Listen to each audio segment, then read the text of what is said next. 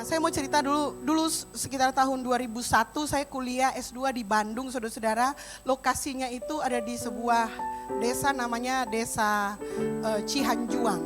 Itu dari Bandung, dari tempat saya sampai kalau di ibu kota Bandung itu sekitar 1 jam. Pakai angkutan umum, zaman dulu belum ada Grab, saya kuliah. Nah, saya kendaraan umum di sana lumayan keren, saudara-saudara. Itu catnya warna ungu, gitu ya. Mikro cat warna ungu. Nah, menjelang saya mau selesai, saudara-saudara, saya cukup struggle. Menyelesaikan S2 saya waktu itu cukup lama, saudara-saudara, karena ada cuti melahirkan. Karena sementara kuliah saya sudah hamil IV dan kemudian mesti melanjutkan kuliah. Ketika menyusun tesis, saudara tahu ya, saudara semua yang kuliah pasti tahu bahwa saat-saat menjelang susun skripsi, tesis itu adalah saat-saat yang sangat stres, gitu ya. Dan oleh karena kesibukan dan lain-lain sebagainya, saudara-saudara, saya mengalami kesulitan yang sangat sulit waktu menyusun tesis saya. Gitu ya, saya menyusun tesis seperti ini, analisa kritis terhadap wanita orang tua tunggal dan bagaimana konseling terhadap anaknya, gitu kan. Saya mesti penelitian dan lain-lain, saudara. Dan bab 1 saya sudah ditolak berulang kali, sudah nggak tidur, saudara-saudara, 1 minggu kerjainnya sampai ke dosen kasih coret dengan tanda merah, disuruh perbaiki lagi. Dan di sana, saudara, saya ninggalin Gilbert, saya ninggalin anak-anak, dan saya kuliah di sana, gitu ya. Sekali berangkat 1 bulan. Nah, menjelang masa-masa terakhir itu adalah masa-masa kesengsaraan saya. Saya sangat tertekan, saya sangat stres, gitu ya. Karena ditolak melulu, bab 1 ditolak 5 kali, dan 1 hari saya memutuskan untuk refreshing. Boleh dong ya, gitu ya. Kalau perempuan refreshing kemana, saudara-saudara? Belanja, iya, pinter ya. CS dulu. Nah, saya putuskan untuk, daripada stres di sini, saya mau belanja. Jadi doanya gini dong, Tuhan, give me a time. Biarkan aku menikmati masa liburan ini. Saya kemudian siapkan segala sesuatunya, gitu ya. Sambil berpikir, mungkin kalau sampai di sana mau belajar, jadi saya bawa juga beberapa buku, gitu ya. Naik mikrolab. Di mikrolab itu, saudara-saudara, waktu saya naik, di dalamnya sudah ada 1 bapak dengan 2 anak, umur 5 sama 3 tahun. 2 anak laki-laki. Waktu saya naik, saya senyum, kan gak enak tuh duduk baku muka, gitu ya. Si bapak cuma badiam-badiam sambil termenung. Nah, nyandak butuh 1 menit kita tahu ini 2 anak ini bocah nakal. 2 anak laki-laki, umur 5 dan 3 tahun. Yang umur 5 mulai ganggu-ganggu DPAD. Yang umur 3 coba menangis, gitu ya. Habis dia ganggu DPAD, dia berdekat Pak kita. Kon dia kore-kore tapetas, gitu ya. Ini mau liburan, saudara-saudara, baru berdoa Pak Tuhan kasihkan refreshing, gitu ya. Nah, sebagai guru sekolah minggu yang selama jadi guru sekolah minggu, saudara, kalau lihat anak kayak gitu kan emosi, betul nggak? Dan yang lebih emosi karena DP papa cuma bapak diam, gitu loh.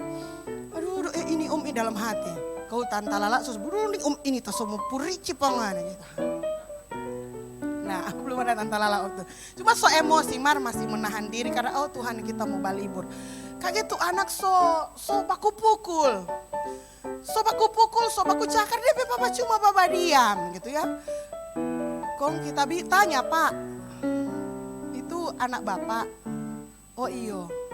Tapi maksud tegur dan kan enggak enak juga mau bilang Pak tegur gitu. Oh iyo. Akhirnya karena tuh bapak cuma baba diam, kita yang mencoba melerai. Akhirnya dorang badiam karena lumayan panjang itu, kong cuma orang di situ. Kong tuh anak itu, saudara-saudara, habis itu dorang so naik sana, naik sini, bakal luar tangan. Kalau so lebih gelisah kita ini, kasih ini anak-anak ini kurang didikan begitu kurang lebih. Dorang selesai keluar tangan begini, kita tuh so gelik di belakang. Kok ada oto dari di luar dan lain sebagainya. Pokoknya ini tindakan anak-anak ini bikin kita sangat emosi. Dan yang lebih emosi adalah tindakan DP papa yang cuma duduk-duduk badiam kong lihat DP anak model begitu. So ndak tahan kita saudara-saudara dekat Bandung ini. Kong kita bertanya, bercerita dan mau pi mana Pak? Saya pakai bahasa Sunda, bahasa logat. Mau pi mana Pak? Oh mau pulang. Oh, Bapak dari mana?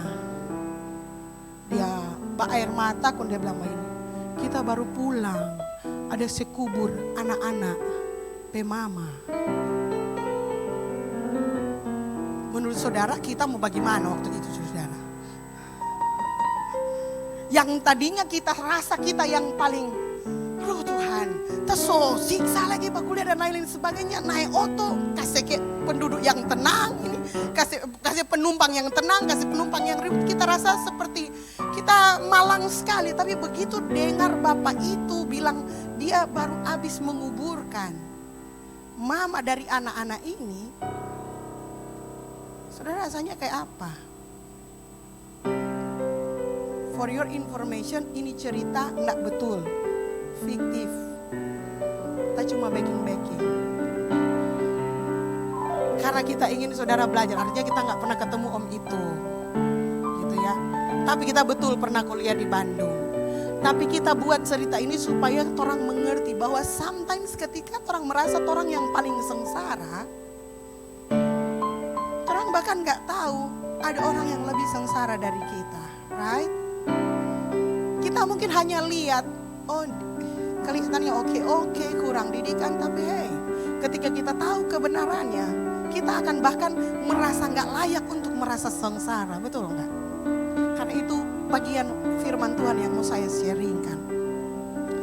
Oleh karena kita sedang memasuki minggu sengsara Tuhan Yesus, saudara-saudara, maka saya rindu semua kita jemaat MCM akan mengalami apa sebenarnya yang kurang lebih Yesus alami sebelum dia disalibkan. Minggu sengsara itu berarti 1 minggu sebelum dia disalibkan. Ada peristiwa-peristiwa yang penting yang kita tidak boleh lupakan yang terjadi seminggu sebelum Yesus disalibkan. Oke? Banyak orang gitu ya, banyak orang pada akhirnya gagal merayakan Jumat Agung dan Paskah secara benar karena mereka nggak bisa mengalami, mereka nggak bisa tenggelam dalam situasi yang sesungguhnya Yesus alami. Ya jujur saja saudara-saudara, apa yang mau saya sharingkan hari ini mungkin jauh dari hal yang sesungguhnya karena kita nggak berada di sana. Tapi gambaran dari situasi itu saya kira bisa mengajar kita dan menuntun kita untuk mengerti bahwa di dalam kekristenan kesengsaraan juga bisa dinikmati. Bilang amin. Begini saudara-saudara, 1 minggu sebelum kejadian, saya mau coba baca supaya saudara punya pikirannya runut gitu ya kira-kira. 1 minggu sebelum Yesus disalibkan, 7 hari sebelum Yesus disalibkan, tepatnya di hari Sabtu saudara-saudara, Yesus berada di Betania di rumahnya Maria dan Marta. Itu hari Sabtu. Hari Minggunya Yesus dieluk-elukan di Yerusalem, yang dia suruh dia punya murid-murid untuk mencari keledai. Nah itu dia hari Minggunya. Jadi Sabtu dia makan di rumahnya Maria dan Marta yang ada Lazarus bangkit. Oke? Lalu kemudian hari Minggunya dia masuk di Yerusalem. Hari Senin Yesus mengutuk pohon ara. Itu Seninnya. Lalu sesudah Yesus mengutuk pohon ara, saudara-saudara, di situ juga Yesus ke bait Allah lalu kemudian marah-marah itu. Nah, di situ di hari yang sama itu hari Senin. Lalu hari Selasa Yesus ngajar ke murid-muridnya tentang perumpamaan pohon ara yang dia kutuk itu. Jadi dia ngajar itu hari Selasa. Nah di hari Selasa itu, jadi hari Sabtu dia ada di Betania gitu ya. Lalu kemudian dia ke Yerusalem, dia kutuk pohon ara. Dan kemudian hari Rabu itu dia balik lagi hari Selasa dia balik lagi ke Betania. Oke. Nah hari Rabu sesudah dia balik ke Betania, hari Rabunya Yudas menjual Tuhan Yesus. Gitu ya. Yudas menjual Tuhan Yesus hari Rabu. Hari Kamis itu perjamuan terakhir. Jadi Yudas jual dulu hari Rabu, baru hari Kamis itu perjamuan yang dia kumpul murid-murid itu di loteng ya. Nah, sesudah perjamuan dia pergi di Getsemani. Hari Kamis itu, Kamis malam. Hari Jumat amper siang, dini hari dia langsung ditangkap. Oke? Hampir siang, tengah malam itu kalau di sini dia ditangkap tengah malam, langsung diadili di Herodes, di hadapan Herodes malam itu juga. Kalau sudah ada di dunia hari ini, saudara-saudara nggak mungkin ditangkap hari ini langsung pengadilan besok kan? Tapi Yesus ditangkap malam itu langsung diadili Herodes malam itu juga. Karena Herodes tolak, disuruh ke Pilatus, betul nggak? Lalu di Pilatus jam 8 pagi, saudara-saudara, jam 8 pagi so ada putusan salah. Jam 8 pagi. Oke? Jam 9 Yesus so berjalan di Via Dolorosa. Jam 12 gelap gulita, jam 3 Jumat Agung Yesus menyerahkan nyawanya. Saudara kira-kira dapat gambaran penuh tentang apa yang dialami Yesus. Nah, kita akan coba berjalan bersama-sama selama minggu-minggu ini supaya saudara bisa menerima Jumat Agung itu, memasukinya dengan gambaran yang utuh. Amin. Nah, begini. 1 minggu sebelum Yesus disalibkan, bagi saya itu adalah sesuatu yang sangat penting, betul gak? Semua peristiwa yang terjadi itu ya, kronologisnya dari Sabtu, Minggu, Senin, Selasa, Rabu, Kamis, Jumat itu adalah hari-hari yang memang betul-betul kalau karena Yesus adalah Tuhan, dia pasti tahu bahwa dia akan disalibkan di hari Jumat itu. Maka apa yang akan dia lakukan selama seminggu itu pasti sesuatu, pasti pesan-pesan yang penting untuk kita gereja Tuhan ingat. Dan dia memulainya di rumah keluarga yang namanya Maria, Marta, dan Lazarus. Itu Sabtu, oke? Nah, sebelum ke arah sana, itu alasannya kita MCM setiap tahun selama 40 hari akan doa puasa di minggu-minggu sengsara ini. Gitu ya. Mengapa? Kapan lagi saudara mau dapat kesempatan untuk meresapi makna penderitaan Kristus? Secara alamiah, saudara benar-benar firman itu jadi daging. Amin. Saudara mendengar firman Tuhan itu bagus. Saudara menerima firman Tuhan itu bagus. Tetapi kalau saudara mengalaminya, itu akan jauh lebih bagus. Amin. Jadi selama 40 hari ke depan gitu ya, kita akan mencoba mengalami Kristus sambil kita mensinkronkan kita diri kita ini yang sedang dalam pergumulan ini dengan cara Tuhan, dengan rencana Tuhan, dengan programnya Tuhan untuk kita personal, orang demi orang. Bilang amin. Gitu ya. Jadi ini meskipun tindakannya corporate atau secara gereja, tetapi saya mau saudara secara personal mengambil momentum ini untuk supaya saudara boleh mengalami terobosan secara personal, supaya kematian Kristus tidak akan sia-sia. Amin. Saudara melihatnya jadi lebih kelihatan lagi, lebih jelas lagi atas apa yang dikerjakan oleh Yesus Kristus. Oke. Mari kita mulai dulu dari hari Sabtu yang pertama. Kita buka bersama-sama di dalam Yohanes 12 ayat 1 sampai 11. Kita baca bersama-sama Yohanes 12 ayat 1 sampai 11. Mengingat-ingat banyak yang belum suka hadir di sekolah minggu ya. Mari kita baca bersama-sama. 1, 2, 3. 6 hari sebelum Paskah, Yesus datang ke Betania, tempat tinggal Lazarus yang dibangkitkan Yesus dari antara orang mati. Di situ diadakan perjamuan untuk dia dan Marta melayani. Sedang seorang yang turut makan dengan Yesus adalah Lazarus. Maka Maria mengambil setengah kati minyak narwastu murni yang mahal harganya, lalu meminyaki kaki Yesus dan menyekanya dengan rambutnya, dan bau minyak semerbak di seluruh rumah itu. Tetapi Yudas Iskariot, seorang dari murid-murid Yesus yang akan segera menyerahkan dia, berkata, "Mengapa minyak narwastu ini tidak dijual 300 dinar dan uangnya diberikan kepada orang-orang miskin?" Hal itu dikatakannya bukan karena ia memperhatikan nasib orang-orang miskin, melainkan karena ia adalah seorang pencuri. Ia sering mengambil uang yang disimpan dalam kas yang dipegangnya. Maka kata Yesus, biarkanlah dia melakukan hal ini mengingat hari penguburanku. Karena orang-orang miskin selalu ada pada kamu, tetapi aku tidak akan selalu ada pada kamu. Sejumlah besar orang Yahudi mendengar bahwa Yesus ada di sana dan mereka datang bukan hanya karena Yesus, melainkan juga untuk melihat Lazarus yang telah dibangkitkannya dari antara orang mati. Lalu imam-imam kepala bermufakat untuk membunuh Lazarus juga. Sebab karena dia, banyak orang Yahudi meninggalkan mereka dan percaya kepada Yesus. Kita kasih tepuk tangan dulu buat Tuhan yang luar biasa. 6 hari sebelum Paskah. Jadi benar ini hari Sabtu gitu ya.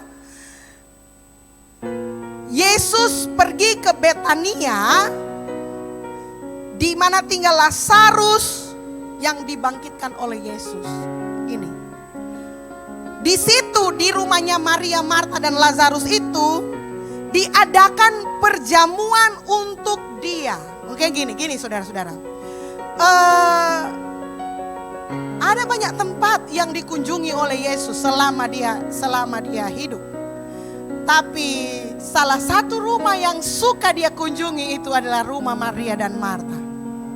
Betul gak? Kalau saudara mengingat ceritanya, ada yang satu kali dia kunjungi di situ, lalu kemudian Yesus marahin Maria Marta bilang, Yesus, masa Maria cuma duduk-duduk, kita bekerja, gitu kan? Lalu kemudian Yesus bilang, Marta, kamu sibuk, tapi Maria mengambil bagian yang terbaik. Bukan menyinggung Tante Marta ini ya. Jadi ada kejadian itu, artinya Yesus lagi di situ, Yesus mampir di rumah itu. Saya jarang melihat gitu ya, Yesus berulang-ulang mampir di rumah satu orang tertentu. Nah, saudara bisa bayangkan kalau itu rumah saudara, rumah di mana Yesus senang mengunjunginya. Bilang amin, gitu ya. Jadi dari sekian banyak rumah yang ada pada saat itu, menjelang penguburannya, Yesus memilih sebuah rumah keluarga yang sudah akrab dengan dia, yaitu rumahnya Maria, Marta, dan Lazarus. Dan nampaknya itu memang mereka sudah janjian gitu ya, mereka akan mengadakan perjamuan khusus untuk Yesus. Dan seperti biasa, Marta melayani, Lazarus makan sambil diam-diam karena gak ada cerita. Mungkin dia masih syok dibangkitkan dari orang mati gitu kan. Mereka lagi makan gitu ya. Dan ketika mereka sedang makan itu, tiba-tiba saudara-saudara, maka Maria mengambil setengah kati minyak narwastu murni yang mahal harganya. Mari kita kembali ke zaman itu.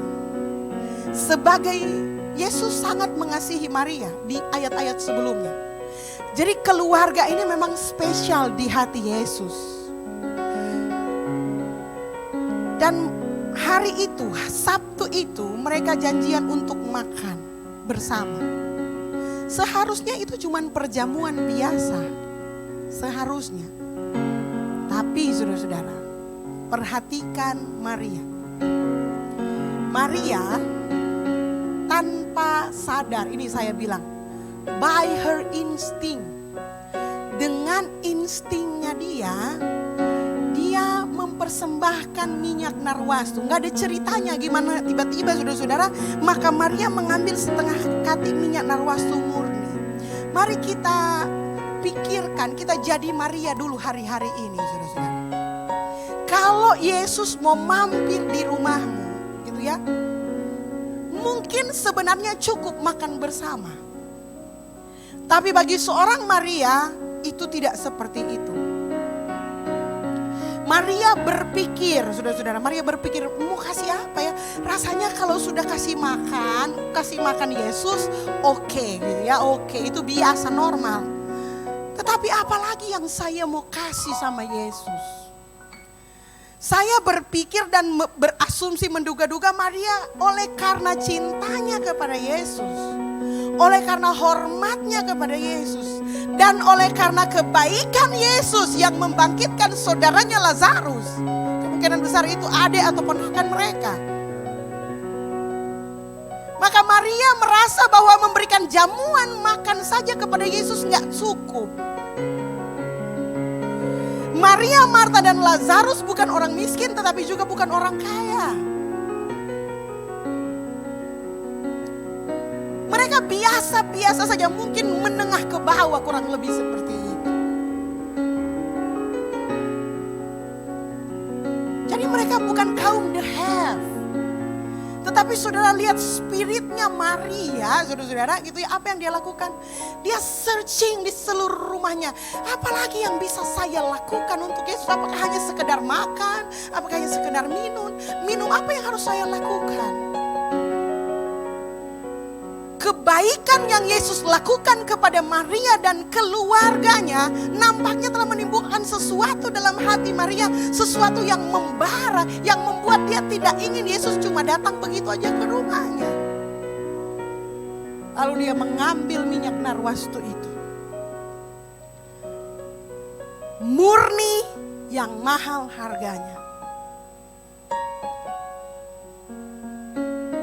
Semahal apa minyak itu?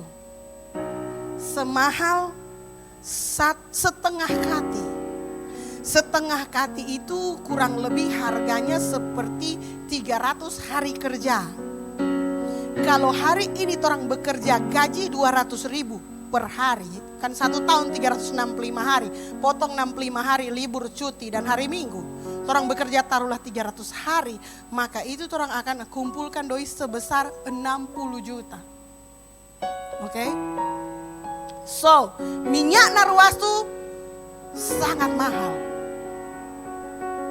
Sekarang saudara beli parfum yang paling mahal paling 2 juta, 5 juta.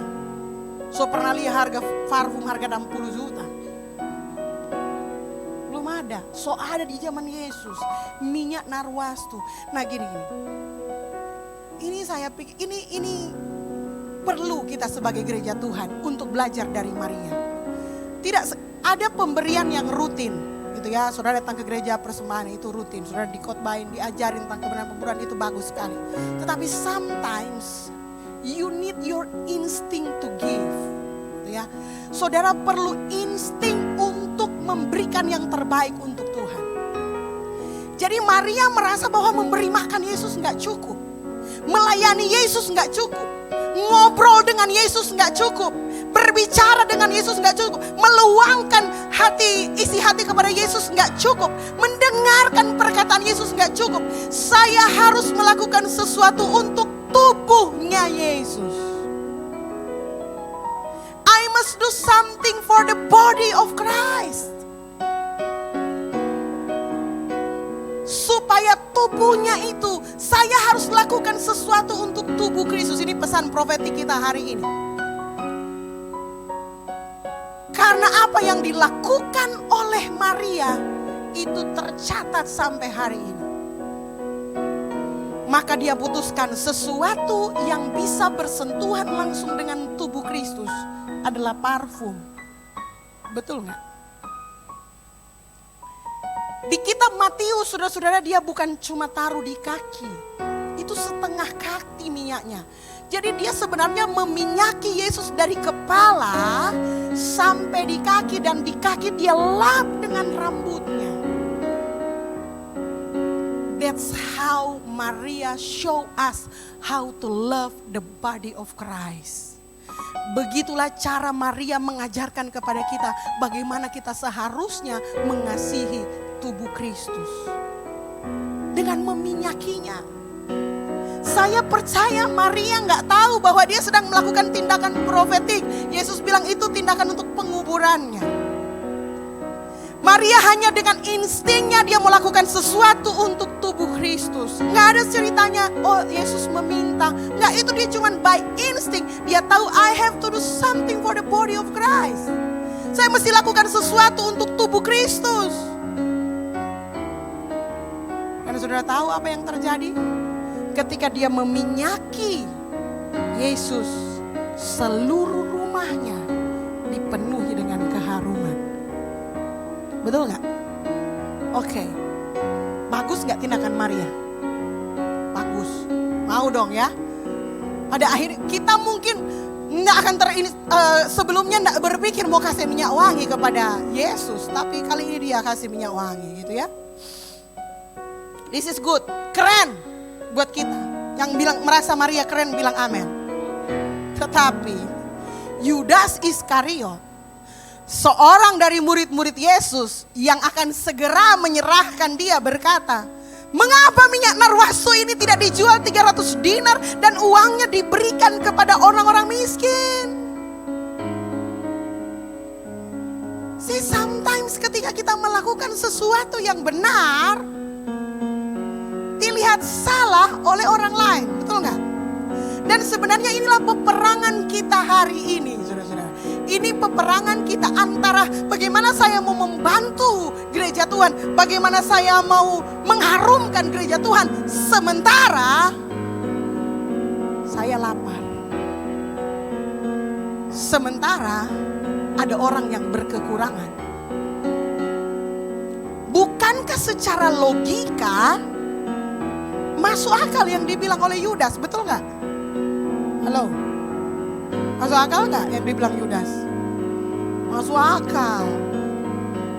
Dan kalau saudara kita baca kitab Matius itu yang paralel dengan ini, saudara, bahkan rasul-rasul pun terpengaruh. Coba Kristi saya minta quotes yang pertama, itu ya. Ketika kita melakukan kebenaran, kadang ada Yudasnya yang bilang begini, mau kasih leko di gereja, sudah Jo, mana sendiri perlu. Betul gak? Orang lain ada keperluan. Karena mau kasih di gereja. Banyak lagi orang kaya di gereja. See. How ready even good men are at times to respond to the suggestion of selfish but plausible men. Itu dari Pulpit Commentary. Itu tentang Pulpit Commentary itu semacam buku pengertian tentang Alkitab. Saya terjemahkan secara bebas.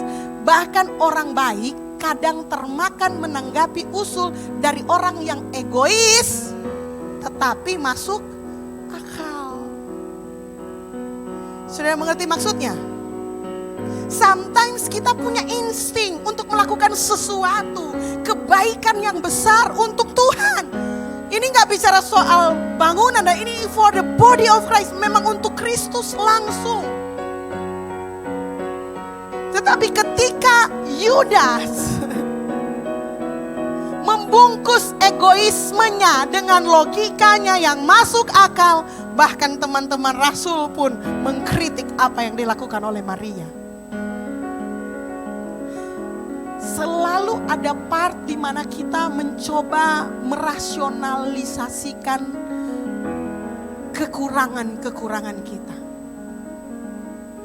Selalu ada. Belum bayar listrik, belum bayar uang sekolah anak, belum bayar tagihan, belum masih ada utang. How can I give something to the church? Saya juga perlu.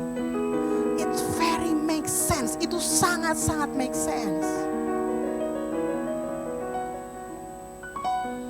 Yang menarik adalah begini, kita ke Yudas dulu ya. Saya mau agak banyak ngomongin si Yudas ini.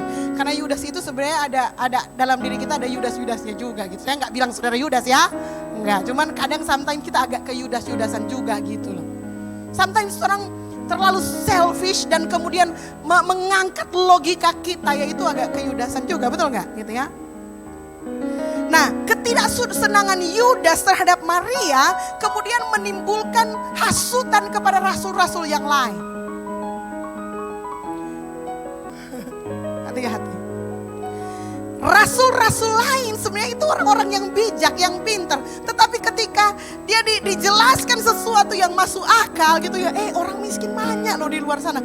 Ngapain sih Maria kasih itu minyak narwastu? Mendingan itu minyak dijual. Lalu hasilnya dibagikan ke orang miskin. Itu very make sense. Masuk akal. Dan kita sering terjebak pada kata masuk akal itu.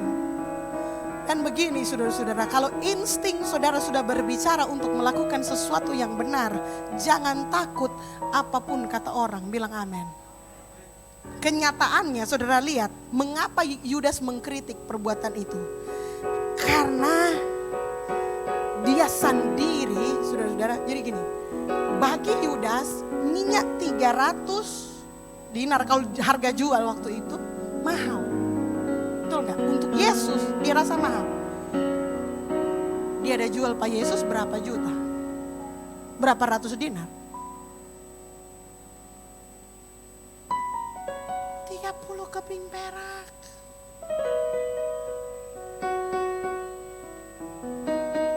Dia menilai tinggi minyak wangi itu, tapi dia menilai rendah Yesus. Wow. Serem ya? Dia rasa itu minyak narwastu itu nyanda cocok untuk Yesus. Lebih cocok untuk orang miskin. Dan sudah tahu apa kata Yesus? Now or never. Orang-orang miskin itu akan selalu ada.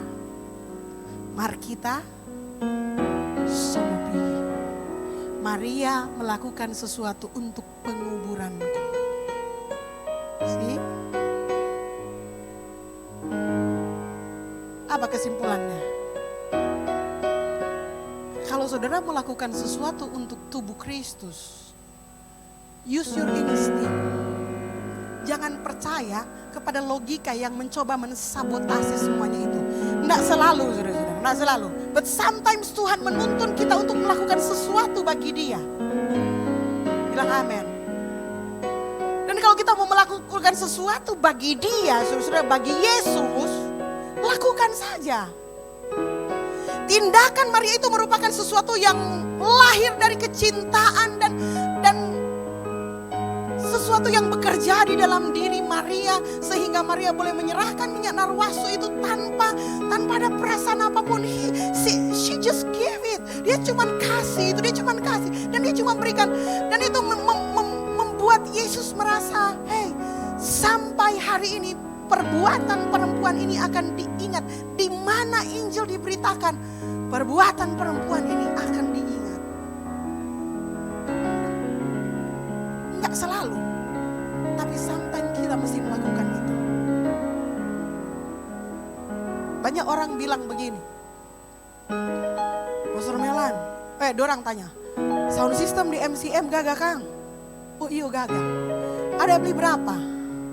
Waktu itu saya hitung-hitung total sama sekitar 700 juta. Langsung bagi orang, hah? So boleh bangun 7 gereja, harga 100 juta. Betul sih menurut dorang, masuk akal. Tetapi saya gak lihatnya begitu, kami gak melihatnya itu. Sound system, mic, ada sesuatu yang kita gunakan untuk langsung menyembah Tuhan. Betul gak? Ini bukan untuk show, ini untuk sesuatu yang kita mau langsung lakukan untuk tubuh Kristus, untuk Yesus. Jadi it's okay kalau dia seperti minyak narwastu, dia memang mungkin mahal. Tapi kalau kita mau lakukannya untuk Yesus, kita harus kasih itu untuk Yesus. Amin. Begitu saudara-saudara. Dan lagi iman timbul dari pendengaran, kata firman Tuhan kan. Kalau saudara dengar salah-salah gara-gara sound system jelek, nanti yang salah firman Tuhan ya kedengarannya. James bilang dia yang masuk neraka. See?